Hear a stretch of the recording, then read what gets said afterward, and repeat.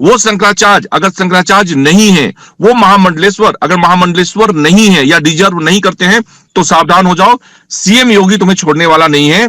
और मतलब इस तरीके से हिंदू को आप, आम लोगों को आप बरगला नहीं सकते, आम भावनाओं से नहीं खेल सकते। उनका साफ साफ कहना है और उन्होंने अपनी बात बहुत साफ कह दी।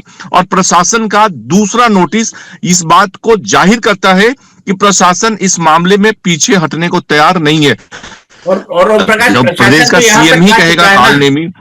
प्रशासन तो यहां तक कह चुका है ना कि अगर आपने जो है, अगर आपने संतोषजनक जवाब नहीं दिया तो मेले में आपको जो सुविधाएं दी गई हैं वो तमाम वापस ले ली जाएंगी। अभी उनको जमीन मिली हुई है जैसे संत महात्माओं को मिलती है, अभी बाकी सुविधाएं उनको मिली हुई हैं। लेकिन मैं एक एक करके आपको गिनाना चाहता हूं, एक आध बयान नहीं है योगी आदित्यनाथ के खिलाफ, सीरीज ऑफ बयान है, बयानों की एक श्रृंखला है। और मैं एक एक करके आपको याद दिलाना चाहता हूं तमाम बयानों की।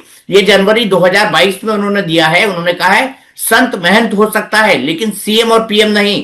कोई भी व्यक्ति दो प्रतिज्ञाओं का पालन नहीं कर सकता, एक साथ स्वतंत्र और संवैधानिक, संतत्व और संवैधानिक पद की प्रतिज्ञाओं का पालन नहीं हो सकता। यह केवल इस्लाम में ही संभव है जहां राजा धार्मिक प्रमुख भी हो सकता है। ये उन्होंने योगी आदित्यनाथ के बारे में बोला, याद रखिए। और मैं कोट क्यों कर रहा हूं, कोट इसलिए कर रहा हूं कि मुझसे कोई गलती ना हो जाए।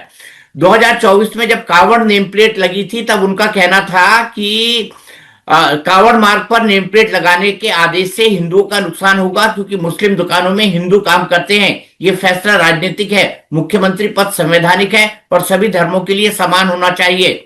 महाकुंभ में जब भगदड़ हुई थी तब उन्होंने कहा था, उन्होंने योगी का इस्तीफा मांगा था और योगी को झूठा कहा था और यह भी कहा था कि मौतों की संख्या उन्होंने छिपाई है। इसके अलावा फरवरी 2025 में अखिलेश के बचाव में उन्होंने योगी पर हमला किया था।